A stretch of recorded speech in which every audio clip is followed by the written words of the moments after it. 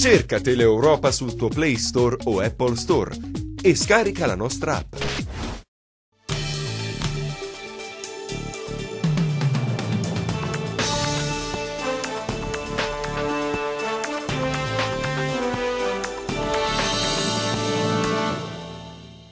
Ci siamo lasciati quando era ancora in giunta regionale da vicepresidente, oggi la ritroviamo deputato, insomma.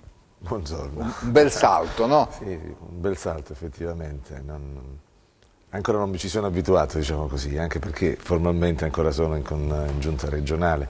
Dovrò a breve dimettermi quando il Presidente avrà risolto diciamo, la quadratura del cerchio. Non le dispiace aver lasciato la giunta regionale? Beh, no, sono fasi differenti, gli obiettivi sono sempre gli stessi, cercare di lavorare un po' nell'interesse della Calabria e dei calabresi, insomma anche in giunta regionale si può fare un buon lavoro, qualcosa credo di averla fatta, spero di riuscire a fare qualcosa anche nel lavoro parlamentare. Ma quando è stato chiamato nel ruolo di vicepresidente, pensava di poter chissà fare... No. O era consapevole della difficoltà che ha questa macchina? Quando sono stato chiamato al ruolo di vicepresidente ero consapevole della situazione difficilissima per la tenuta democratica delle istituzioni regionali, ricordiamo tutti la vicenda del luglio 2015 e ho detto più volte al Presidente non voglio farla questa cosa perché ero consapevole delle difficoltà, però quando poi si è creata unanimità sul mio nome mi è parso doveroso dire di sì e non tirarmi indietro. Qualcuno ha tirato un sospiro di sollievo, lei è andata a Roma, no? L'ha percepita questa cosa? No? Qualcuno avrà tirato un sospiro di sollievo, però insomma, interessa poco, continuiamo a fare il nostro lavoro. Senta, adesso a Roma, primo giorno a Roma, primi contatti, è un'altra dimensione. Primo giorno di scuola, veramente un primo giorno di scuola. Ho incontrato molte facce amiche, diciamo la verità, tutta la deputazione calabrese, sia quella di centrosinistra, quella di centrodestra e quella dei 5 Stelle, ci siamo salutati con molta cordialità, ma è veramente un primo giorno di scuola, si tratta di imparare un nuovo mestiere, spero di avere maestri e esperti che mi facciano fare un apprendistato veloce. Di certo la palestra del governo regionale non è roba da poco, eh? No, sono livelli un po' diversi perché l'attività regionale è stata più un'attività di tipo amministrativo e istituzionale, questa è più propriamente politica, soprattutto ora in cui il Partito Democratico sembra essere posizionato in una situazione di opposizione. È stato un po'... Che giudizio dà di questa sua esperienza e dell'esperienza della Giunta, che doveva essere... no? Io ricordo che gli slogan che il Partito Democratico ha ripetuto nel corso di questi anni, prima voleva rivoltare la Calabria come un calzino, se lo ricorda? Carità, sì, perché questi slogan sono... Poi la rivoluzione in tutto, un cambio completamente di mentalità, di attenzione, di prospettive.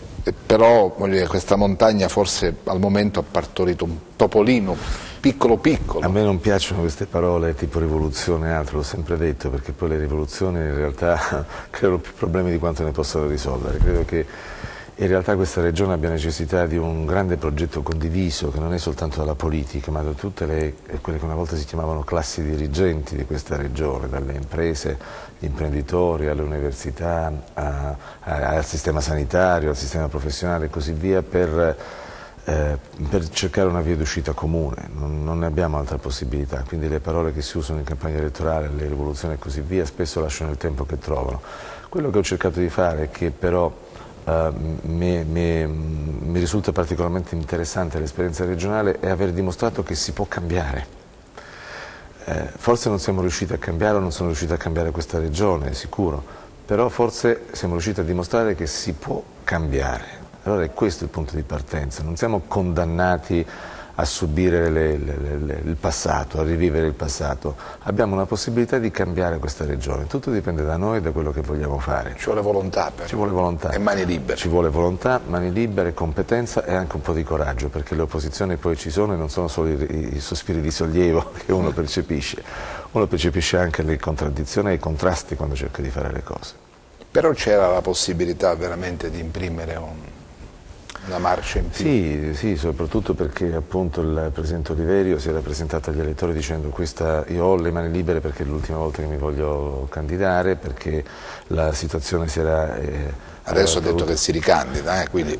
Sì, però io credo che questa sia anche una esigenza di ricompattare una maggioranza molto fibrillante, poi si vedrà il prossimo anno, anche perché le candidature non nascono con le autocandidature, ma nascono da percorsi un po' più condivisi e un po' più larghi, insomma, quindi ogni cosa deve essere letta all'interno del contesto e della fase politica in cui si trova ad essere detta. Non è una frase poco conto quella che lei ha detto adesso, no. Che le candidature nascono, devono essere condivise, quindi un percorso più complesso. I voti credo nascono così, insomma, se io guardo la mia esperienza di campagna elettorale, la condivisione che ci sia stata sul mio nome, mi rendo conto che la politica è inclusiva, la politica non è mai esclusiva. Chi cerca di fare politica dicendo solo io, gli altri, meglio perdente che da solo, non fa politica, fa qualcos'altro, no? La politica per definizione è un gioco di inclusione. L'hanno dimostrato anche i 5 Stelle l'altro giorno, finalmente stipulando un accordo, un normalissimo accordo di tipo politico con Salvini e con Berlusconi, mentre fino a poco tempo fa dicevano che gli accordi erano inciuci. No, la politica è fatta regolarmente, normalmente, ordinariamente di accordi. Quindi benvenuti anche ai colleghi 5 Stelle nel mondo degli esseri normali. Senta, Oliveri ha detto... Mi hanno lasciato da solo, ho fatto praticamente una campagna elettorale da solo, ho cercato di remare nella direzione giusta per tenere in piedi a galla questo Partito Democratico. Guardi, questo è un problema delicato, questo l'essere lasciato da solo, perché c'è un problema di fondo sul quale forse vale la pena riprendere una riflessione, ed è il rapporto fra dinamismo politico del partito e istituzioni. Noi veniamo fuori da tanti anni, che io farei risalire agli anni '80, in cui per assicurare la governabilità si è detto che il segretario del partito deve essere presidente del Consiglio, ricorda Craxi, sì, tanti anni fa. E in un sistema bipolare questo principio è stato tradotto nello statuto del Partito Democratico, per cui il segretario del partito è il candidato premier. Ora il sistema bipolare non è più, lo stiamo vedendo, ormai siamo in un sistema tripolare, ma dobbiamo anche riflettere sull'opportunità di continuare con questa integrazione fra sistema politico e sistema istituzionale, perché alla fine il rischio è che i problemi della sfera politica si ripercuotano sulla sfera istituzionale. Io contesto Renzi sul piano della politica e del partito e mi trovo a contestare le politiche governative virgolette renziane, ed è il paradosso che abbiamo avuto in questa campagna elettorale: persone che avevano sparato a zero contro Renzi e le sue politiche governative renziane, che hanno dovuto chiedere poi il voto per il centrosinistra, che doveva confermare quelle politiche governative. Quindi quando si crea questa sovrapposizione fra governo e partito, il rischio è a 360 gradi. Sulla sensazione di solitudine di Oliverio però deve rispondere ovviamente il Presidente. Non posso... Senta, lei è iscritto al PD? Sì. Iscritto al PD. Anche lei ha dovuto sperimentare, come dire, questo aggrovigliarsi di aspettative dentro il partito, no? Tra componenti renziane che sembrava essere la magna pars di questo partito, poi i franceschiniani, poi gli orlandiani, poi insomma... questo nella vita normale di un partito ci sono dei componenti. Ma queste tante anime poi che si sono combattute e alla fine hanno lacerato l'idea stessa di partito, no? Questo è stato uno dei guai maggiori forse in campagna elettorale, la percezione da parte degli elettori di una litigiosità interna al Partito Democratico, che non nasce in campagna elettorale, no? Nasce da... Io direi che è un momento culmine nel referendum elettorale del 4 dicembre di un paio di anni fa, è lì che si è verificato. Purtroppo le componenti sono una parte essenziale del dinamismo politico interno e della vita politica interna, però poi va creata sintesi nelle posizioni, non può diventare, come dire, una mera contrapposizione di nomi. Le idee camminano sulle gambe delle persone, questo è indubbio, quindi le idee si devono incarnare anche nelle persone, ma persone senza idee diventano degli zombie, quindi conquistano posizioni di potere ma non di cultura politica, no? Forse allora il punto è proprio questo, riscoprire un decalogo, un assetto di valori comuni e condivisi all'interno del Partito Democratico. Senta, ma ha sperimentato anche questa difficoltà del partito, come dire, di sposare proprio l'idea di governo di Oliverio. Mi pare che ci sia stata sempre una sorta di contrapposizione costante. Qualche volta ho chiesto a qualche amico del Partito Democratico come mai il Partito Democratico non si fosse intestato alcune battaglie che come giunta regionale avevamo cercato o avevo cercato di fare, per esempio sulla riorganizzazione amministrativa degli enti locali, sulle fusioni, no? Ma in genere sulla ridefinizione degli assetti amministrativi, perché il problema più grave nella nostra regione è la presenza di 405 comuni molto piccoli, molto fragili, molto deboli, quindi o ripartiamo da questa ricomposizione. E io credo che da questo punto di vista appunto il venir meno di un canale corretto di comunicazione fra il sistema del partito, il sistema politico, il dinamismo politico e il sistema istituzionale ha creato dei cortocircuiti che poi abbiamo pagato tutti, insomma, no? Forse oggi in questa fase è opportuno proprio riscoprire questa diversa valenza. Se io avessi avuto un dinamismo politico alle spalle sulla riforma della dirigenza l'avrei fatta con molto più facilità, con molto meno ostruzionismo e in molto meno tempo probabilmente. Quindi freno e acceleratore continuamente. Sì, perché guarda, la Regione Calabria ha fatto ruotare, unica regione in Italia, il 46% dei suoi dirigenti. Quando l'hanno saputo e l'hanno visto le carte alla funzione pubblica a Roma sono rimasto un attimo impressionate, perché poi noi abbiamo la sana capacità di comunicare all'esterno soltanto le cose peggiori, non riusciamo mai a dire le cose buone fatte. Quando poi vengono ad essere conosciute allora si dice ma c'è anche una Calabria diversa che è possibile.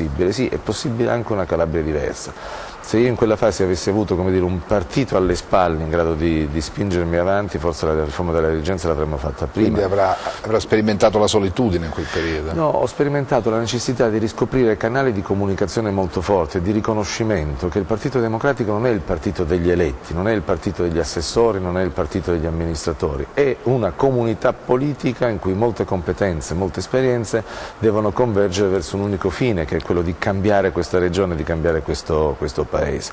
Dico che probabilmente l'esperienza che ho maturato negli anni passati in giunta regionale mi rende molto sensibile su questa autonomia della sfera politica rispetto all'autonomia della sfera istituzionale. Sono due sfere ugualmente importanti che devono dialogare, che non devono fagocitarsi a vicenda, perché altrimenti è come camminare su una sola gamba. Sì, perché avete governato con il partito calabrese non perfettamente in asse, in linea.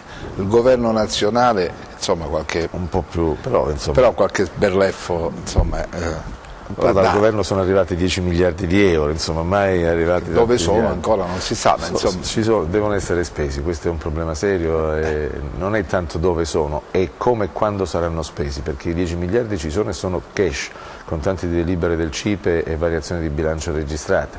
Il problema è che devono essere immessi immediatamente nel circuito economico e fatte le gare con una velocità, direi, europea.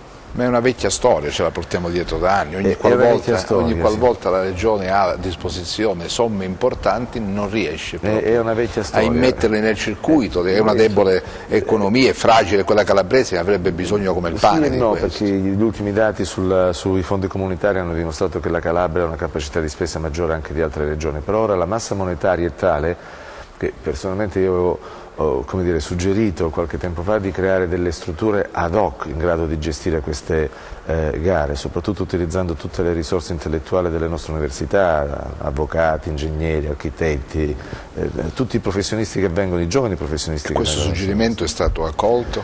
Non lo so, perché poi io mi sono impegnato in campagna elettorale. Senta, lei ha apprezzato tutto l'ambiente politico calabrese, questo suscita qualche invidiuccia, mi pare, o no?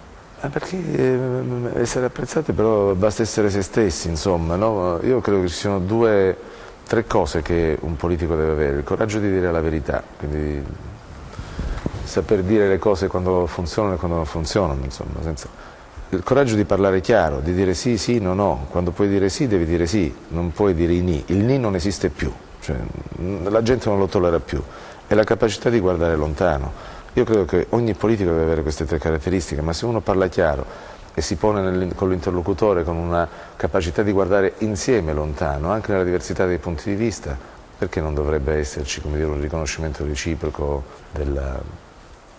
tra avversari politici, non tra nemici? Senta, gliela dico così, si dice, abbiamo fatto candidare perché è un concorrente pericoloso, tra virgolette, per la prossima legislatura regionale. C'è già un candidato presidente? Allora, qui le motivazioni sono diverse. Allora, prima si è detto che Oliverio mi aveva fatto candidare per togliermi dalla giunta, ho dovuto sottolineare che a Presidente Oliverio basta una firma sotto un foglio di carta, come dire, neanche bollata, per eliminarmi dalla giunta, quindi insomma l'avrebbe potuto fare molto più facilmente una cosa del genere, quindi non c'è così. Ora che sono un candidato temibile per le prossime regionali, io credo che il candidato temibile per le prossime regionali sia il quadro politico in genere delle prossime regionali, perché dopo il 4 marzo continuare a guardare al 2019 con lo sguardo rivolto al 2017 è proprio da miopi.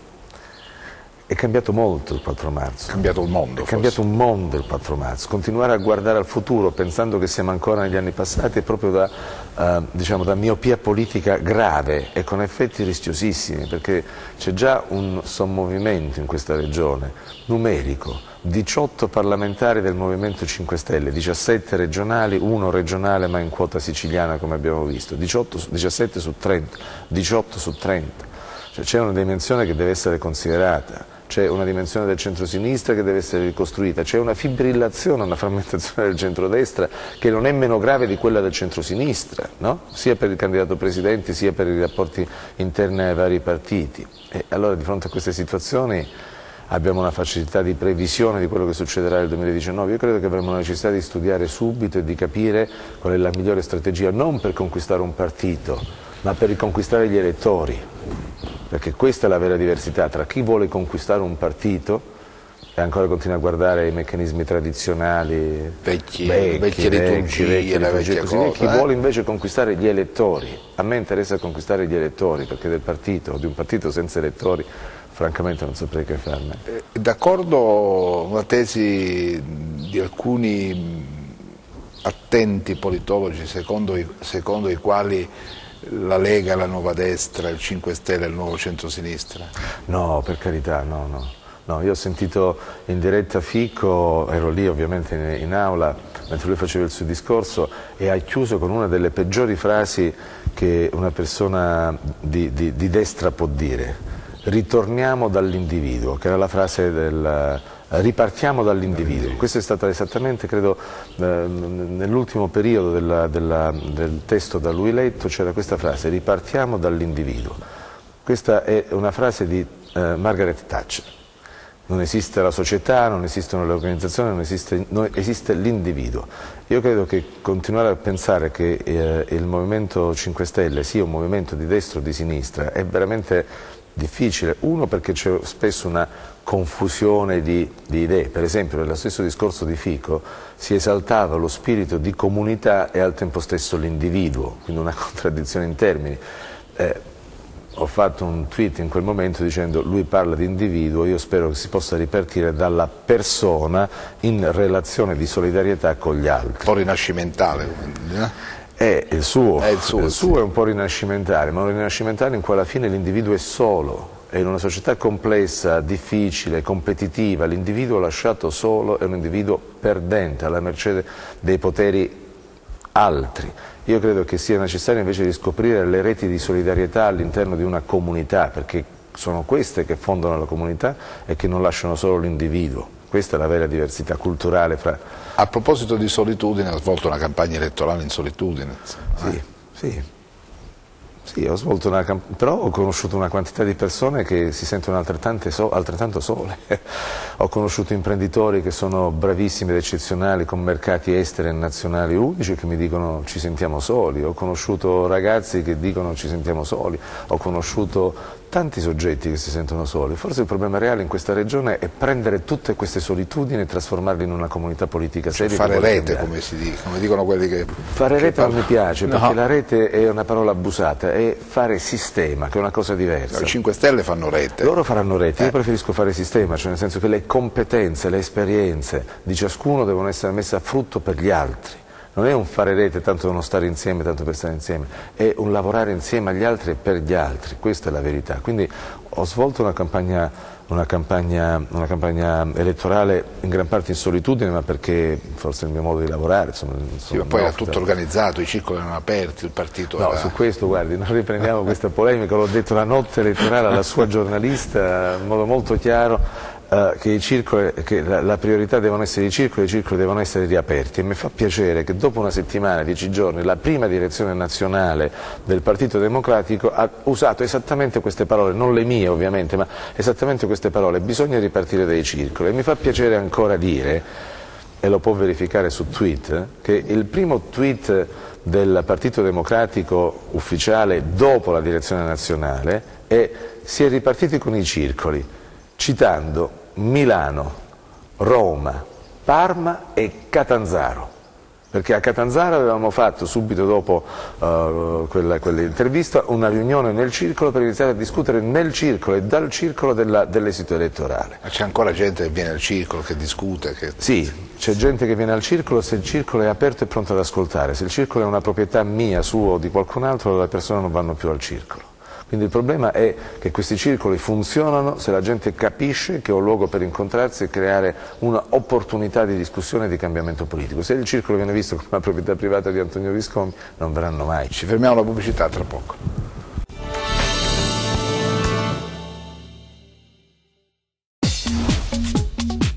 Cerca Teleeuropa sul tuo Play Store o Apple Store e scarica la nostra app.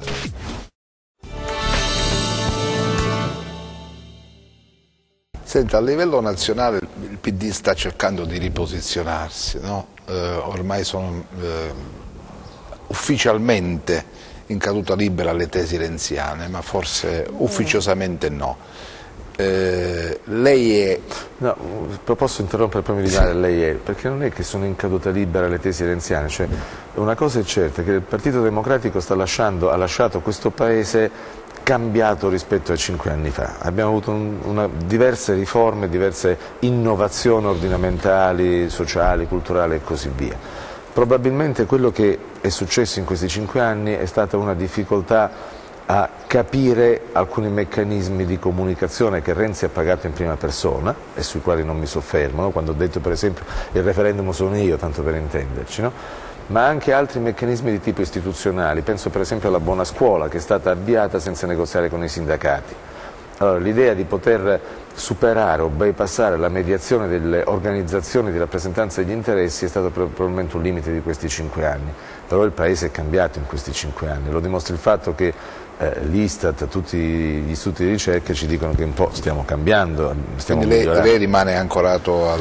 Io rimango ancorato a un progetto di modernizzazione di questo Paese. Quindi con Renzi, diciamo.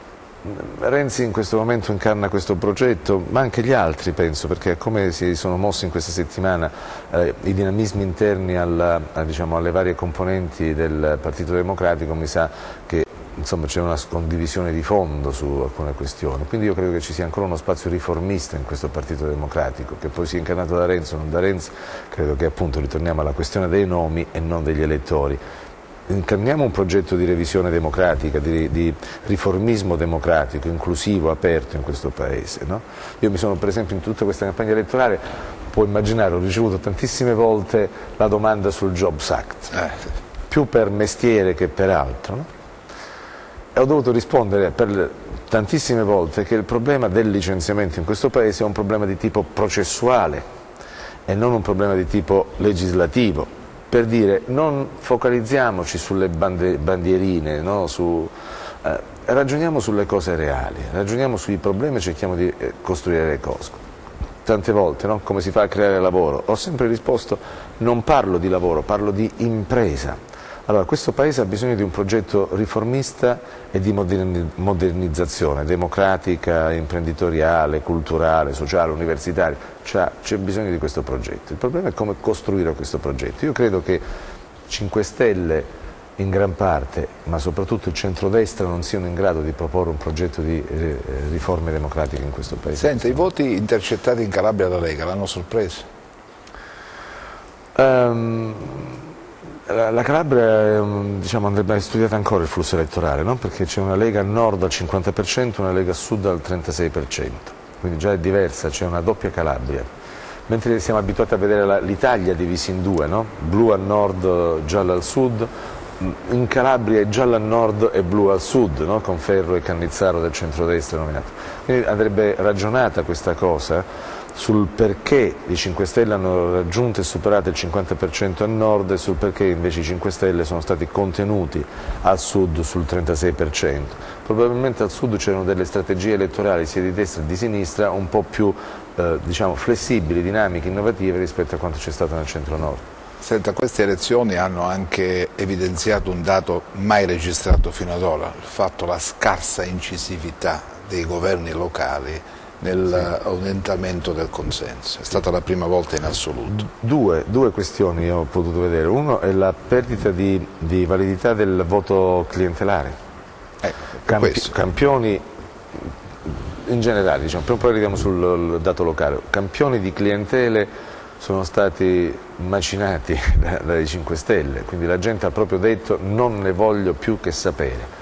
Quindi è errata l'interpretazione, secondo me riduttiva l'interpretazione di chi dice i 5 Stelle hanno vinto al sud perché c'era il reddito di inserimento. I 5 Stelle al sud sono stati votati da medici, avvocati, imprenditori, professionisti, da persone che non hanno assolutamente sì. Che non hanno bisogno del reddito di inserimento e che quindi hanno detto voglio cambiare il tavolo, voglio capovolgere questo tavolo di una politica che non mi piace più, che non è in grado di dare risposte, le stesse facce, le stesse parole, di una politica che non parla più al cuore e alla testa delle persone. Ed è un primo problema. Il secondo problema è che nei comuni la capacità di movimento del voto, del consenso da parte dei sindaci non c'è stata.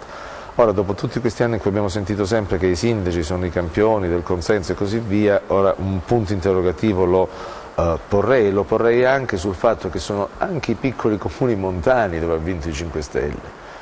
E quindi mi chiedo che cosa ha determinato i flussi elettorali, se come pensiamo i social, o se non siano state campagne elettorali invece governate quasi esclusivamente dalla televisione nazionale e quindi dalle figure che erano presenti in televisione nazionale.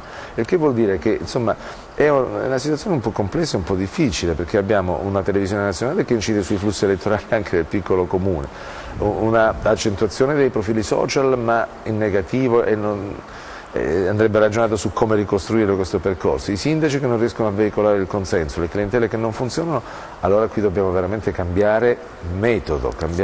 Forse l'idea di partito che non regge più, l'idea così come l'abbiamo conosciuto. L'idea del partito come l'abbiamo conosciuto in questi 20 anni, in questi ultimi 20 anni, è un'idea di partito elettorale, diciamo, il partito che si riunisce in funzione elettorale è un partito degli eletti che poi e questo non ha funzionato più, sicuramente non ha funzionato più.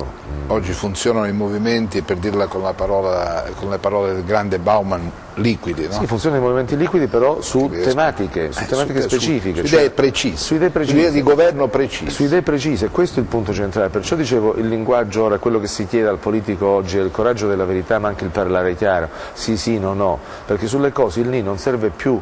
Allora, la gente ha bisogno di sapere che cosa vuole fare su una tematica, ma su quella tematica bisogna lavorarci, non è sufficiente presentarsi con delle belle parole, no? Vogliamoci bene, non funziona così. Forse anche in quest'ultimo passaggio che lei ha menzionato che ci sta la difficoltà di ancoraggio, di forte riconoscibilità del governo regionale in Calabria. Per le idee chiare, per l'idea di sviluppo,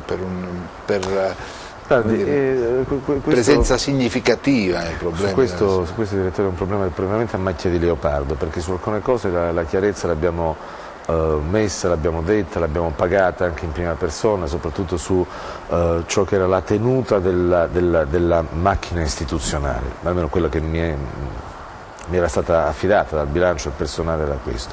Su altre questioni forse avremmo dovuto parlare in modo un po' più chiaro e un po' più netto sulle varie situazioni, soprattutto sul sistema imprenditoriale, sul sistema industriale.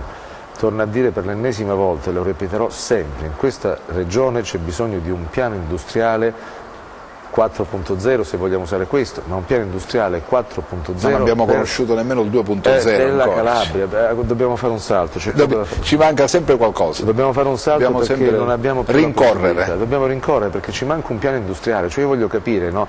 Ma questa regione cosa deve essere da grande? Cosa deve essere da grande? Questo è il problema centrale, questo vale per il sistema universitario, cioè chi dobbiamo formare, quali figure dobbiamo formare? Le formo se ha un piano industriale. Vale per gli investimenti produttivi, vale per una serie di cose. Noi abbiamo un'idea di sviluppo industriale di questa regione che non sia soltanto cuore, fiore e amore, tanto per intenderci. no? Cioè una reiterazione degli slogan su turismo, mare, agricoltura, perché queste cose vanno declinate sulla base di un mercato esigente. Il cliente dell'agri-food è un cliente esigente, ne sa spesso più di chi vende, no? Il cliente turistico è un cliente esigente, noi siamo in grado di rispondere a queste nuove esigenze. Allora questa è la domanda che io vorrei pormi. Abbiamo avuto 12 milioni di turisti quest'anno, l'anno scorso, una cosa eccezionale. Ora però dobbiamo fare un passo avanti, perché dobbiamo avere strategie industriali in grado di rispondere sul serio alle sfide competitive che sono globali, no? Il vino. Quante cantine in Calabria producono più di 2 milioni di bottiglie? Una. Però abbiamo un settore del vino che sta migliorando, allora dobbiamo aiutare questo settore ad essere competitivo sul mercato internazionale. Va riscritto il progetto politico. Va riscritto un progetto di sviluppo di questo paese insieme, tutti quanti in questa regione, perché non è un progetto mio, suo, di destra o di sinistra, è un progetto dei calabresi e su questo bisogna ascoltare tutti, ecco perché i circoli vanno aperti, perché la parola chiave è ascolto. Chi pensa di avere la verità in tasca è proprio fuori dal mondo. Per capire e riuscire a fare qualcosa dobbiamo imparare ad ascoltare noi stessi, ad ascoltarci tra di noi, perché questo è il punto di partenza, altrimenti non... Sulla sanità non ne parliamo. E sulla sanità, è quasi proprio, nulla. E sulla sanità che dobbiamo dire? Sulla sanità siamo sempre in questa situazione, ora vediamo il governo che farà, insomma io non ho seguito onestamente la sanità in questi anni, mi sono occupato dei pignoramenti delle aziende sanitarie che mi sembravano un po' più, come dire, dove potevo effettivamente incidere in qualche modo, no? Però il problema della sanità è un problema serio in questa regione, anche qui, ma c'è un progetto di sviluppo della sanità? Questa è la domanda reale che dobbiamo porci, perché la sanità non è un file Excel di conti, non è nemmeno un assemblaggio di primari la sanità. La sanità è un bisogno di sanità dei cittadini ed è da questo bisogno di sanità dei cittadini che devo partire per costruire dei modelli sanitari. Se non parto da qui, ogni discorso sulla sanità rischia di essere perdente o vecchio di guardare al passato. Ma questo discorso sui bisogni reali dei cittadini in questa regione è stato mai fatto? Passa sempre in secondo piano, purtroppo. E alla politica ha sempre guardato al posizionamento dei propri uomini. Questo bisogna senza un'alleanza con gli operatori del sistema sanitario non si fa nessuna riforma sanitaria in questa regione. Cioè non possiamo pensare di essere noi detentori del sapere sanitario, io voglio parlare con loro per capire di che cosa c'è bisogno in una data realtà territoriale. È il motivo per cui, per esempio, col Partito Democratico di Catanzaro, col Circolo Lauria, abbiamo in corso l'organizzazione di un incontro pubblico sulla sanità a Catanzaro dove si discute di un'integrazione pesante, no? Tra il sistema sanitario pubblico e il sistema sanitario. Per intenderci non si cambia incatenandosi a Roma la sanità, insomma. Guardi,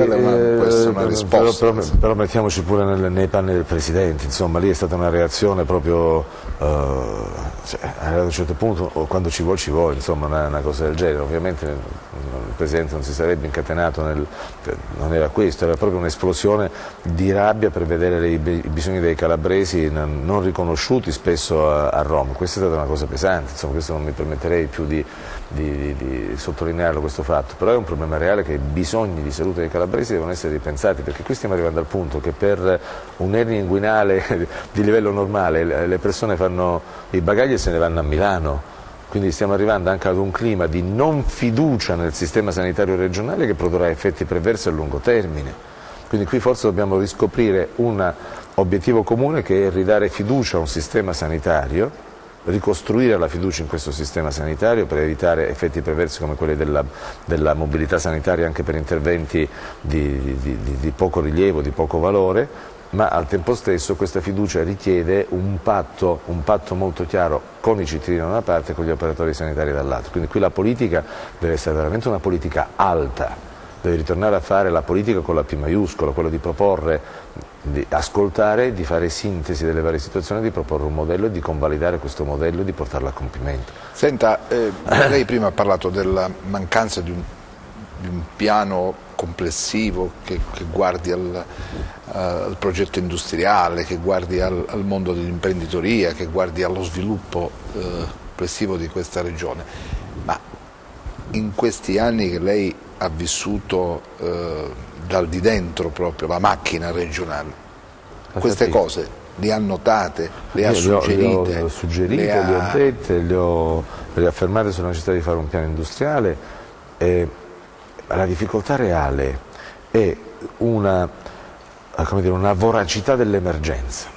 No? Quando si è là dentro c'è un'emergenza continua, perché uno entra alle 8 e esce alle 8 di sera e alla fine della giornata si rende conto di aver tamponato soltanto delle falle, mentre qui bisogna iniziare ad usare questo duplice piano.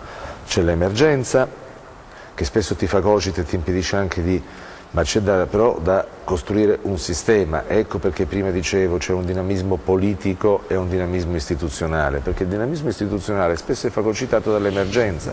Qui c'è necessità invece di un dinamismo politico e di idee chiare su che cosa e dove vogliamo andare, che non è poi così difficile. Che non è così difficile capire dove vogliamo andare e adeguare i bandi sulle cose sui posti dove vogliamo andare. Non è così difficile capire che io non posso incentivare qualunque impresa, ma devo incentivare imprese innovative e capaci di stare sul mercato. Non è così difficile capire che non posso incentivare qualunque produzione, ma devo incentivare una produzione biologica perché è quella che ha un valore di mercato superiore. Non è difficile capirle queste cose, ma quando le si capiscono poi faccio operare, perché posso essere orgoglioso di una di questo periodo in Regione, che si è costituito in questo periodo il primo consorzio degli imprenditori nautici della Regione Calabria, Blu Calabria 37. E che l'abbiamo sostenuto per fare le fiere nautiche, che sono costose perché non c'è bisogno del gazebo, c'è bisogno di qualcosa in più, in Europa e nei mercati stranieri. Per la prima volta, noi per anni, per 40 anni ci siamo sentiti dire 700 km di coste, 600 porti, sì, e poi gli imprenditori nautici erano lasciati da soli.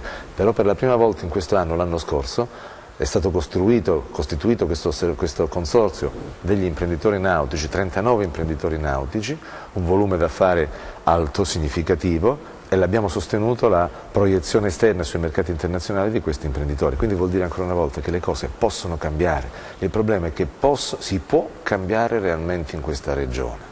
Forse la politica dovrebbe scrollarsi di dosso la necessità poi di beneficiare sempre del consenso.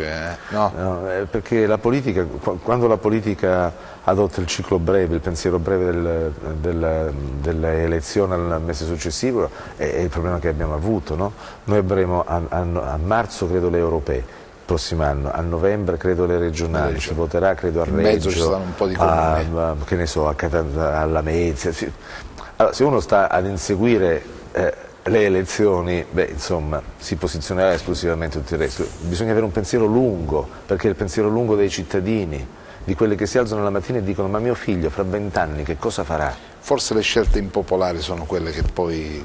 No, ma le scelte impopolari sono impopolari in un momento, poi alla fine si capisce se... Qui non si è avuto mai il coraggio di farle, perché si è inseguito la piccola porzione, la piccola fetta di consenso, il piccolo orticello da coltivare, ma così non si va da nessuna parte. Cioè questa stagione è finita.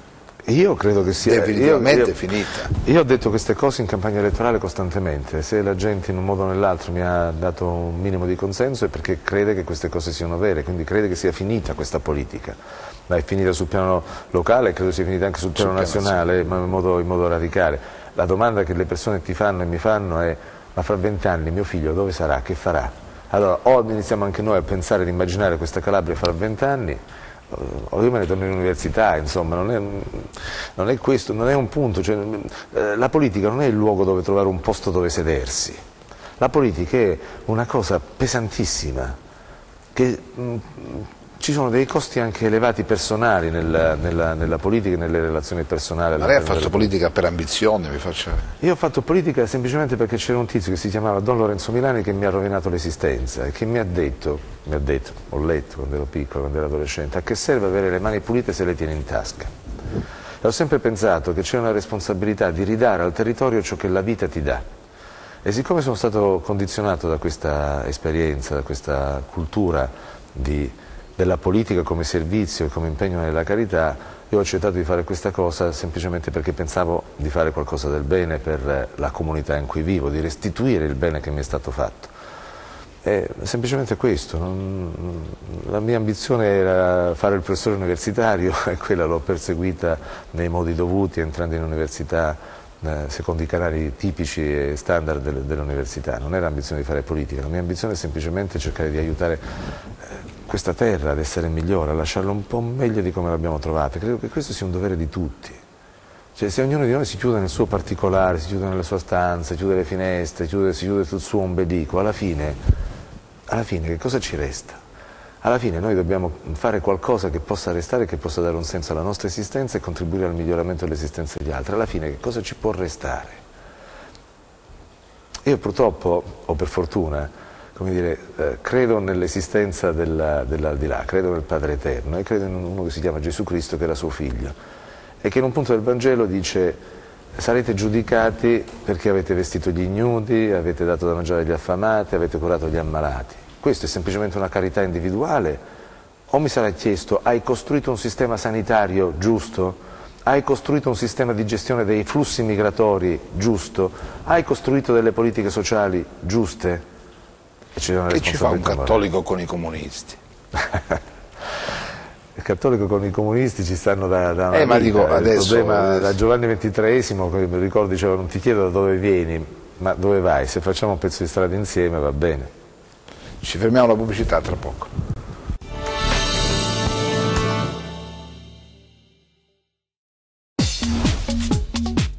Cerca Teleeuropa sul tuo Play Store o Apple Store e scarica la nostra app. Bene, torniamo in diretta con l'onorevole Viscomi. E ormai le categorie destra e sinistra, insomma, non ci sono più, almeno come ci aveva immaginate anche Bobbio, è roba del passato. Fino a un certo punto però no. La distinzione la gente secondo me la fa più sulla proposta, sull'idea di intervenire su alcuni problemi comunemente sentiti, insomma, sentiti avvertiti nei territori di bandiera, la bandiera c'è. Sì, no, è così, la gente non segue più il discorso destra-sinistra, segue questo duplice piano, il piano della credibilità di chi parla, cioè nel senso che era una cosa in questa campagna elettorale sottolineata sempre, no? La questione della credibilità, perché la gente chiede persone credibili. E le persone che sono credibili ovviamente se sono coerenti con un assetto di valori, con quello che hanno fatto e dicono e hanno detto nella loro vita. L'altro piano però è quello del problema specifico. E sul problema specifico, però è ovvio che ci stanno sul problema specifico soluzioni che mantengono ancora una divaricazione, diciamo, tra una destra e una sinistra, tra i valori, no, di destra e di sinistra. D'altronde però il problema è troppo lungo per essere sviscerato, ricordiamo i Lib-Lab, Lab-Dem, cioè, tutte le categorie possibili in realtà bisogna trovare delle soluzioni che siano sostenibili in un contesto attuale. Pensare a destra e a sinistra con gli occhiali del Novecento o peggio ancora dell'800, io credo che sia veramente fuori dalla storia. Senta, come si vive in Calabria secondo lei? In Calabria si vive, le risponderò così. Allora, spesso in aula mi capitava di domandare agli studenti: secondo voi è giusto pagare di meno in Calabria i lavoratori per farli lavorare più facilmente? E la risposta spesso che i ragazzi mi davano era sì, perché il costo della vita in Calabria, la vita in Calabria costa di meno rispetto al resto del paese.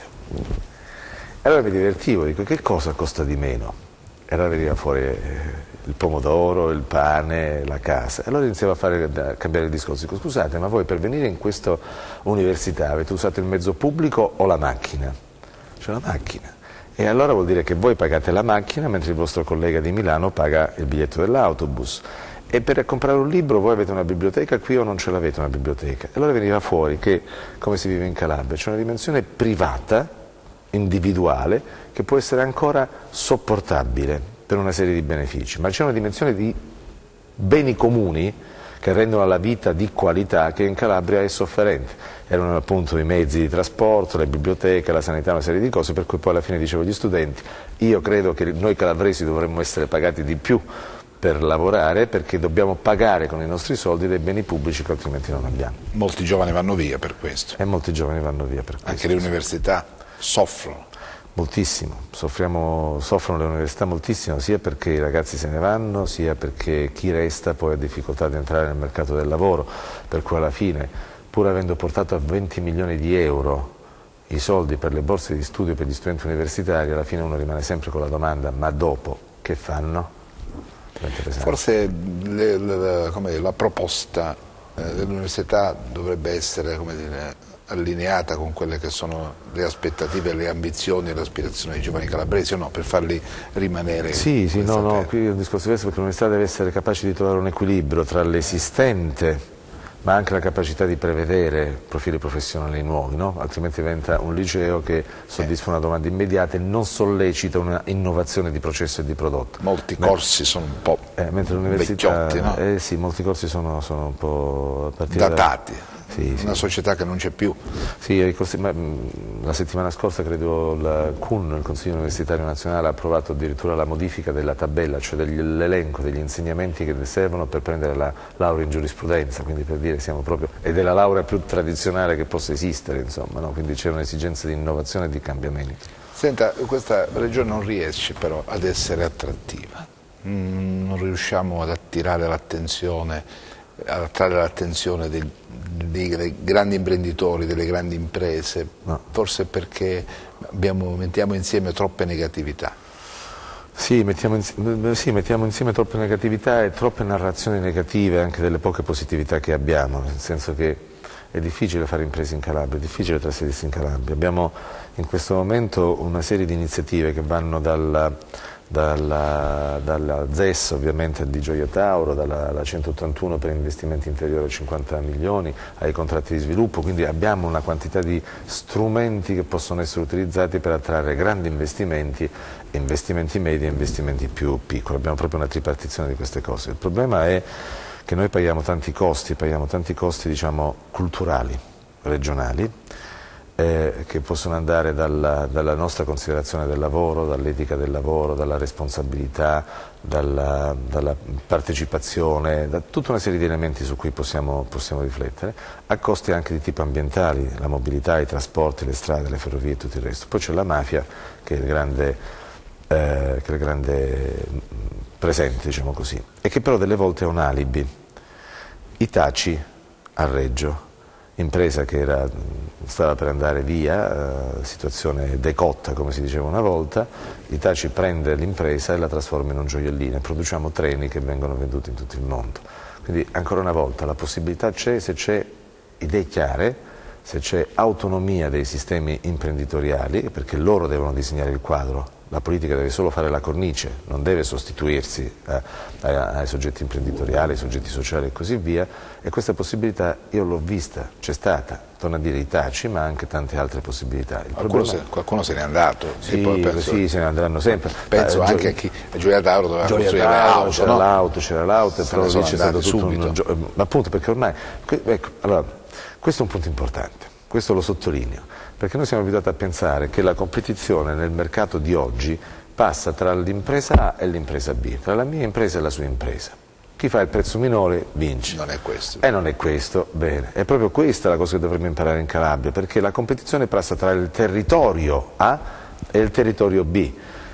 Dove il territorio è più attrezzato, dove riesce ad esprimere una qualità maggiore del prodotto, una competenza maggiore della burocrazia, forza lavoro più formata, tempistica più veloce, allora dove queste cose si realizzano la competizione si vince, perché la competizione non passa tra me e lei, tra l'impresa mia e l'impresa sua, ma passa tra un territorio e l'altro territorio.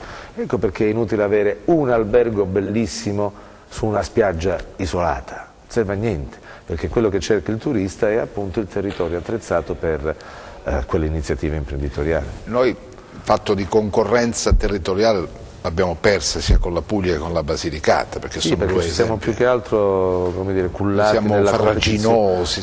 nella competizione intraregionale, questo sì, questo no, campanile, no? Campanile, no? Questa è la logica che ci ha fatto sempre perdere, la logica del campanile. Ricordo tanti anni fa il governo nazionale chiese alla regione Calabria, ma a tutte le regioni, di indicare i comuni ad alta vocazione turistica della regione Calabria. Quanto saranno i comuni ad alta vocazione turistica della regione Calabria? La giunta regionale dell'epoca, ma molti anni fa, fece un elenco di 409 comuni, tutti i comuni della Calabria. È ovvio che quando questa delibera è arrivata sul tavolo del governo a Roma, beh, insomma, un sorriso perlomeno ci sarà stato per dire guarda questi calabresi, no? Era un po' la storia delle comunità montane, no? E che bisogna saper dire sì e saper dire no. Saper dire sì e saper dire no è l'essenza della politica, soprattutto quando si parla di industria, quando si parla, abbiamo visto a proposito della ZES, no? Tutta la Calabria ZES, non può essere perché l'Unione non consente una cosa del genere, bisogna individuare delle zone che sono funzionali ad uno sviluppo produttivo della ZES. No? Noi abbiamo davanti a noi l'incertezza di ciò che sarà di questa regione. Se lei fosse un giovane calabrese rimarrebbe qui? Beh, sì, tenterei qui perché come hanno tentato molti in questi anni ci sono riusciti, ci sono tantissime piccole start-up innovative, operative che operano sul digitale, sull'informatica che hanno avuto e continuano ad avere un grande successo. Il problema è che ma per fare che cosa? Costa più fatica che altro. Il ragazzo qui, giovane, che cosa? No, ma ce ne sono tante cose. Deve seguire la trafila, passa alla segreteria del politico di turno, no, se deve fare questo, il suggerimento mio è che prenda subito il primo treno e se ne vada, perché la sua libertà ha un valore inestimabile. L'impresa è per definizione esercizio di libertà imprenditoriale. Non si può essere soggettata ai vincoli dei tempi della burocrazia o della peggiore burocrazia o della politica o della peggiore politica. Non è così, perché i tempi dell'impresa sono veloci. Un bando della Regione Calabria risolto dopo 3 anni è incoerente con i tempi del sistema imprenditoriale, cioè non sta né in cielo né in terra una cosa del genere. È questo che intendo dire quando dobbiamo decidere tutti che cosa vogliamo fare da grandi. Perché se il sistema imprenditoriale deve essere sostenuto verso i settori competitivi e innovativi, e ce l'abbiamo dall'agroalimentare competitivo e innovativo, non tutto è competitivo e innovativo. Sto dicendo dei settori competitivi e innovativi, cioè quelli che hanno innovazione di processo e innovazione di prodotto. Si punta su quello. Si deve puntare su... Ma ricorda il vino 20 anni fa come era il vino calabrese, non bevibile, cioè era proprio una cosa...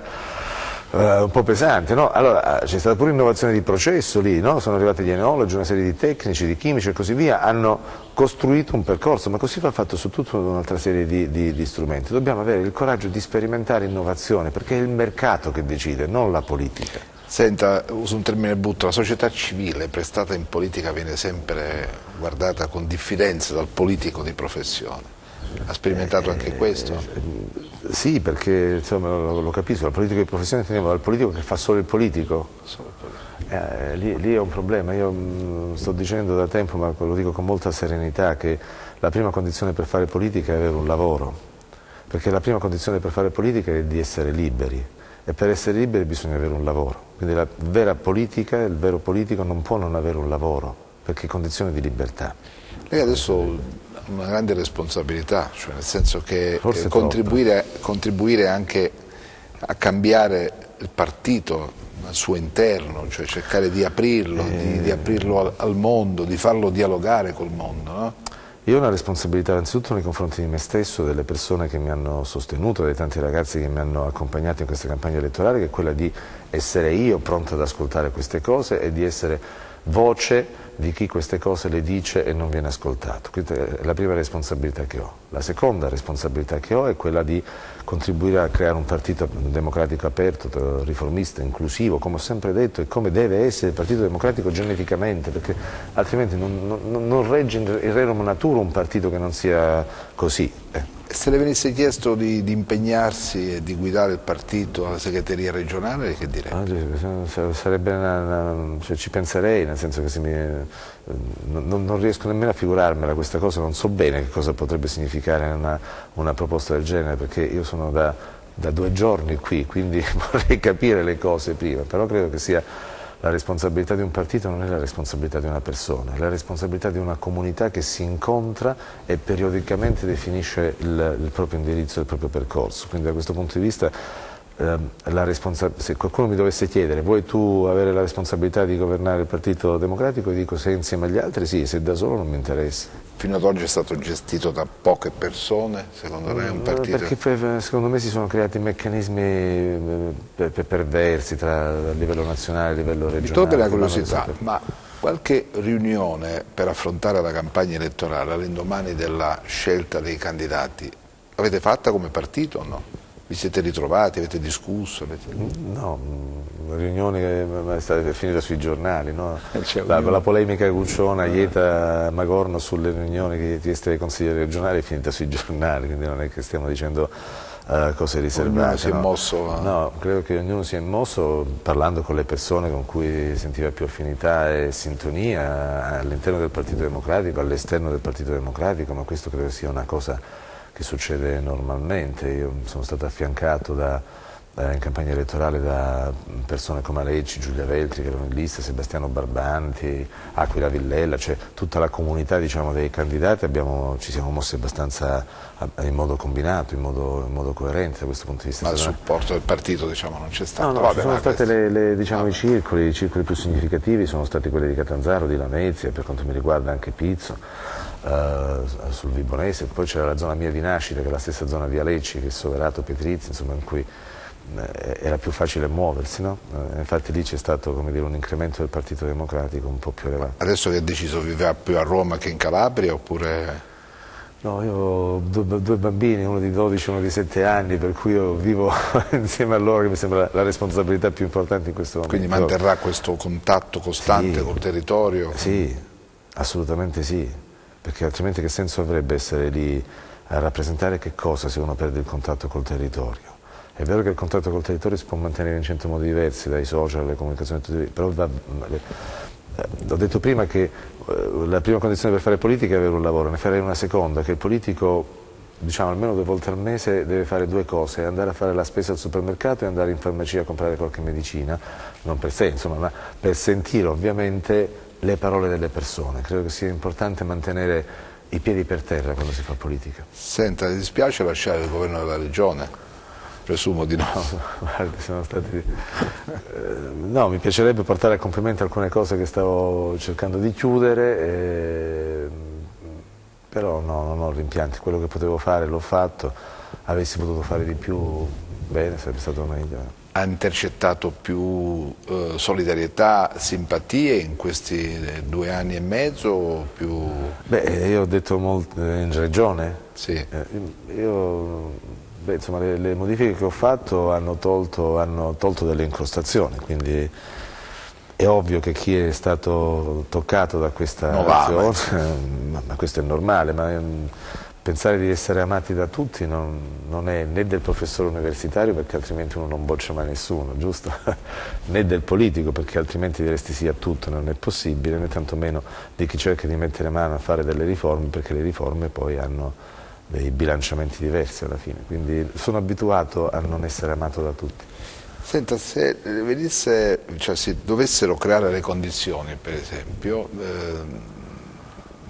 nella competizione elettorale per il rinnovo del Consiglio regionale, venisse chiesto magari Oliverio per una ragione o per l'altra, diceva io mi tiro fuori, e se venisse chiesto a lei di fare il candidato? Ma non saprei proprio, queste domande sono, diciamo, veramente domande ipotetiche del secondo e del terzo tipo, però uno deve stare nella situazione per capire qual è la situazione concreta nell'ambito della quale questa domanda viene posta, altrimenti la risposta non può che essere fittizia, sì, no, non ha senso, cioè il contesto spiega il testo della domanda. Però un pensierino no, Ho appena iniziato questa esperienza parlamentare, già mi vuole subito togliere, non lo so onestamente, no, vediamo il contesto delle situazioni, perché è sempre il contesto che fa la differenza.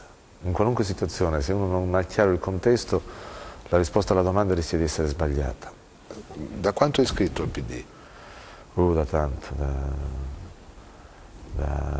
ero iscritto al circolo di Pizzo 10 anni fa. Cioè. Il contatto l'hai avuto con Oliverio per far parte della giunta regionale? Sì. Con diverse persone del PD locale e regionale e del PD nazionale, sì.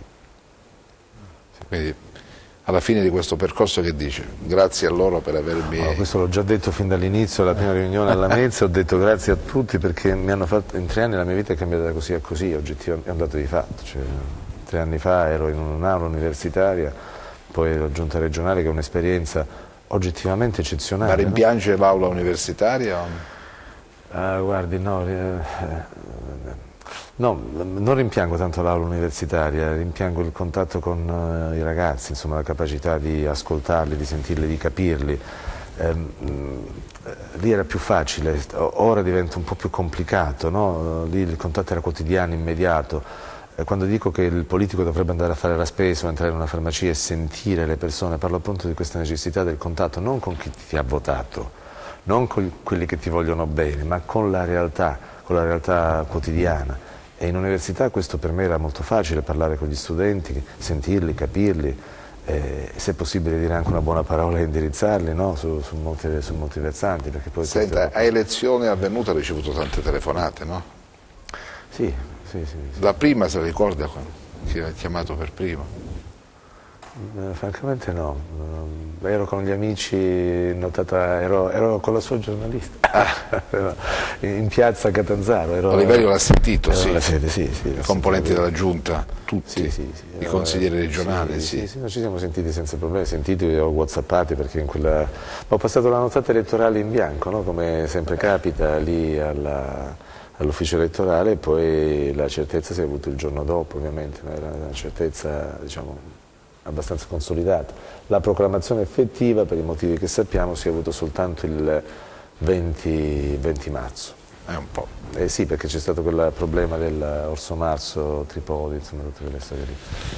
La ringrazio per essere stato con noi. Grazie. Le auguro buon lavoro, avremo modo poi di trovarci. Il lavoro fatto presso te. Assolutamente sì. Grazie all'onorevole Viscomino, ci vediamo domani, arrivederci.